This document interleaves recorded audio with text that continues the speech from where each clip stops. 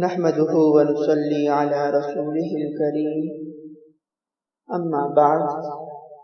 رسول اللہ صلی اللہ علیہ وسلم نے فرمایا، ایک شخص نے راہ میں کانٹوں کی شاخ دیکھی تو کہا کہ اللہ کی قسم میں اس کو مسلمانوں کے آنے جانے کی راہ سے ہٹا دوں تاکہ ان کو تکلیف نہ ہو۔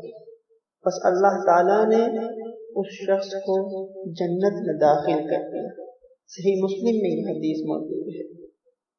یعنی اس حدیث میں سرکار دو عالم صلی اللہ علیہ وسلم یہ بتانا چاہتے ہیں کہ اللہ رب العزت اتنا غفور الرحیم ہے کہ وہ بخشش کے بہانے ڈھونڈتا ہے۔